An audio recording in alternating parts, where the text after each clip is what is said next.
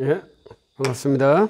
이제 우리는 그리스도론 3장 하나님의 성육신에 와 있습니다. 페이지 교재는 46쪽에 있습니다. 그래서 우리는 이제 기독론 1장과 2장 성육신의 목적과 하나님의 구원 경륜을 앞에서 말씀드렸고요. 이제 그 구원 경륜은 하나님의 창조 경륜을 완성하는 형태의 이제 구원 경륜으로 제시를 하고 있습니다. 46쪽에 이제 성육신의 동인이 이제 또 우리 서철원 교수님의 매우 특징적인 제시입니다. 아주 명료한 제시거든요. 다른 이제 저술에는 이러한 명료한 제시들이 잘 나오지 않기 때문에 그렇습니다.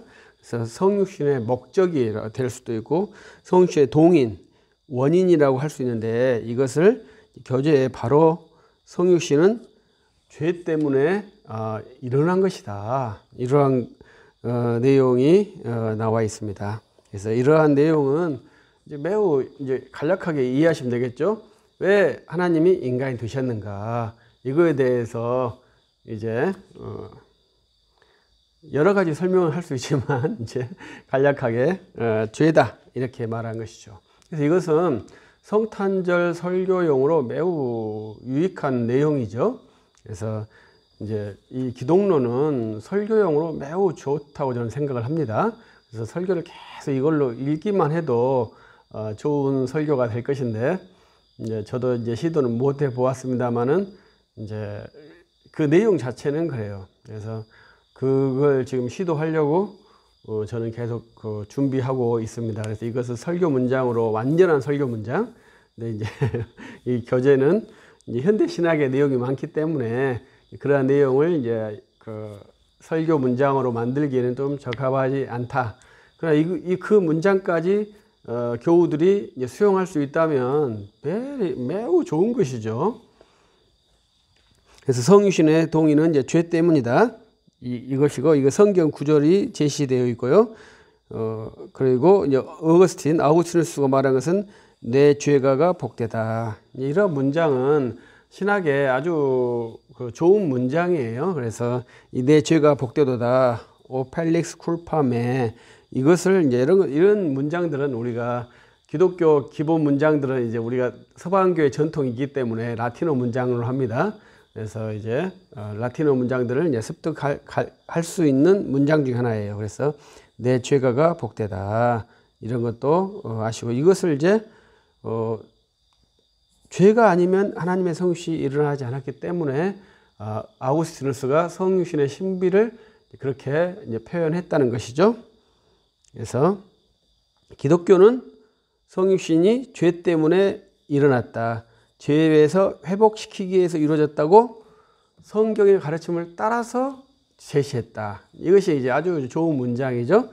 그러니까 전통적인 교회는 본래 성경 계시에 근거해서 복음을 제시했는데 그 내용은 죄 때문에 성육신이 일어났고 성육신된 하나님께서 우리의 죄를 회복하신다. 이러한 내용이 되는 것입니다.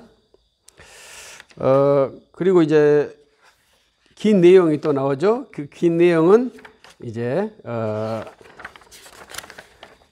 47페이지부터 51쪽까지 있는데 이제 죄라고 주장하지 않는 그러한 내용들이 있다는 것입니다. 제일 처음에는 이제 오리게네스부터, 그러니까 아주 고대부터 성육신의 동인을 죄가 아니라고 했다는 것이죠. 이제 이러한 미묘한 차이가 신학할 때 주어지는 그러한 과정입니다. 오리게네스는 회복을 했다는 거죠. 우리가 앞에서 회복이 있다고 말했죠. 그런데 왜 오리게네스의 회복이 문제가 될까요?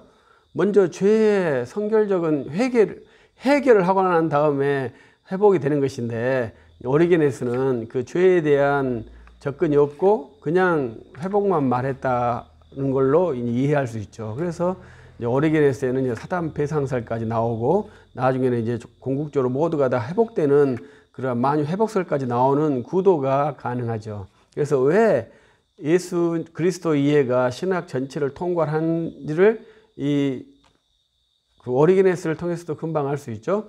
성육신의 동인을 죄로 평가하지 않았을 때는 이렇게 되는 것이죠. 우리들도 한국의 기복신학 중에 하나는 하나님께서 여러분을 왜 구원하셨습니까? 이렇게 물어봤을 때 복 주시기 위해서 구원하셨죠. 이렇게 말하면 이제 하나님께서 우리를 구원하신 목적이 죄에서 구원과 이탈하는 그러한 내용이 되는 것입니다. 하나님께서 우리를 부르신 이유는, 독생자를 믿도록 해주신 이유는 우리를 사랑하셔서 그 독생자를 말미암아 영생을 얻게 하는 것인데, 그것이 죄에서 구원을 해서 영생을 한다 이 말이죠. 그 제1번 단계를 풀지 않으면은 이제 신학이 이제 엉뚱한 곳으로 가서 이제 어리겐처럼 사탄 회복까지 주장을 하게 되죠. 그 다음에 이제 두 번째는 둔 스코투스를 말하고 있습니다. 둔 스코투스는 이제 중세 철학자죠. 스콜라 철학자죠. 그래서 이 사람은 이제 영화롭게 해주려고 한다, 이러한 것이고, 그 다음에 세 번째는 이제 오시안더라고 하는 사람입니다. 오시안더는 루터파에 소속된 그러한 사역자였는데 나중에 루터하고 결별이 돼요. 그래서 루터파에 큰 그 소동을 준 하나의 신학자인데, 이제 칼빈이 이제 오시안더에 대한 비판, 본질적 의, 신의 본질적 의가 우리 안에 들어와서 역사한다, 이러한 것을 아주 심각하게 비판했죠. 그런데 이제 여기에서 오시안더의 내용이 예수님과 아담의 원형으로 비교했다. 이게 굉장히 핫한, 굉장히 어려운 그러한 것이죠. 왜냐하면 로마서에서 아담은 첫 아담, 예수님은 둘째 아담, 이런 비교가 있잖아요.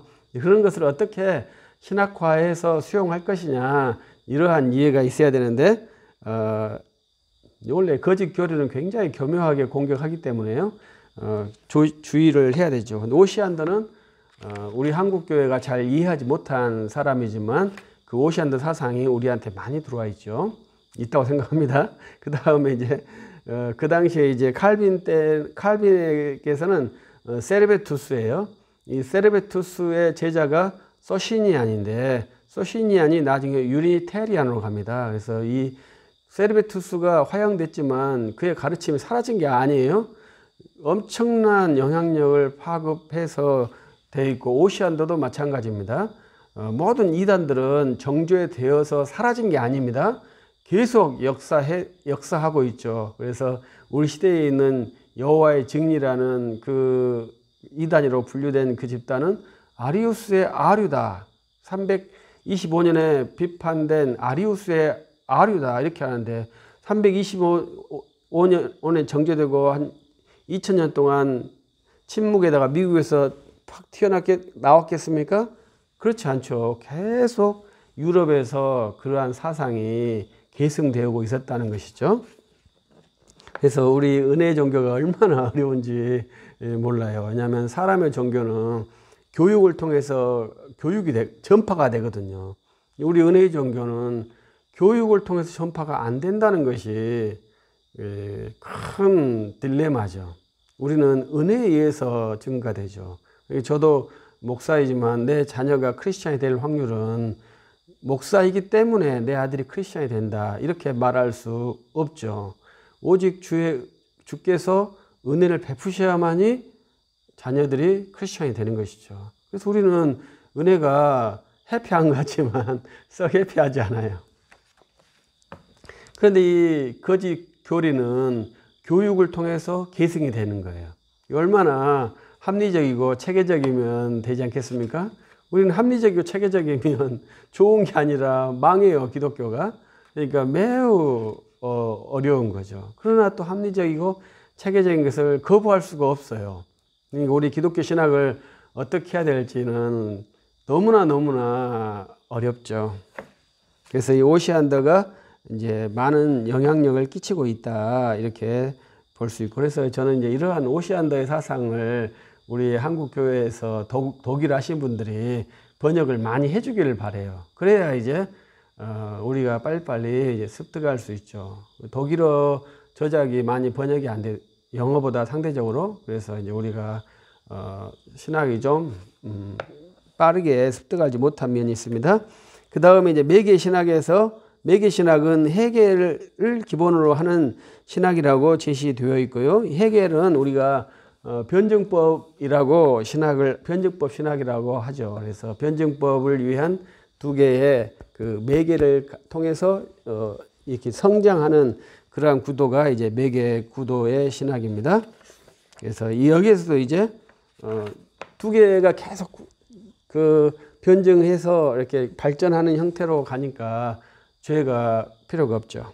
그다음에 칼 발트도 마찬가지죠. 칼 발트는 여기에서 신존재에 동참한다. 그 아까 말했던 매개 신학도 인류가 성장한다. 이거 똑같은 거거든요. 신존재에 동참. 그 다음에 핸드리스 베르코프는 이제 발트의 제자입니다. 발트의 제자로서 발트의 그 사상을 계승하는 것인데 그 중에 하나가 십자가를 세계 정화로 이해했다는 것이죠. 51쪽에.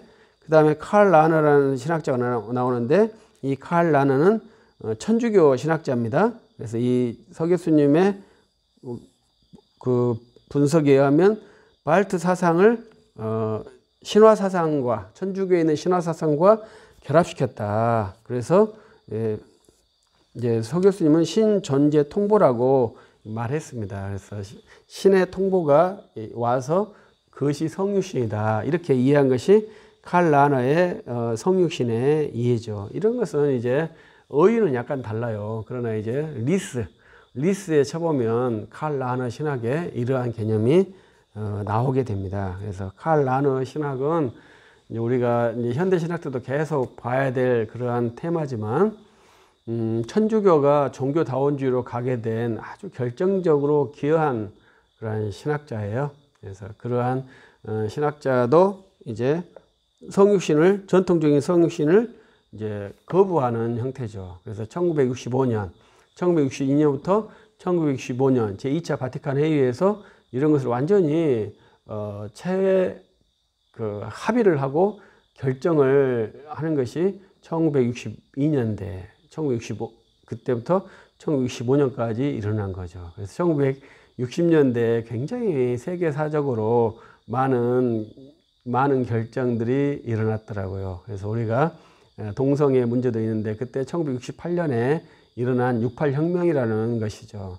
그래서 천주교도 그때 당시 그 2차 바티칸 공회를 통해서 이제 종교다원주의 체계를 확립했고, 이제 우리 그 현대 철학자들은 이미 2차 대전 이후부터 이제 세속화를 열심히 진행시켰고요. 그 다음에 그 정점에 1968년에 그 68혁명이 있었겠다 이렇게 생각을 하죠. 근데 우리 신학에서는 68혁명이 이제 그 동성애 반대하면서 이제 드러나고 있습니다. 그래서 이제 68년 수준에 지금 현재 우리 그 지성이 멈춰 있고 70년대, 80년대, 90년대, 2000년대 이러한 신학으로 빠르게 우리가 형성을 해야 되죠. 우리 신학에 이제 1970년대에 형성된 이제 세관점 학파가 우리들이 지금 변호해야 될 중요한 산물이기도 합니다. 이러한 모든 신학에는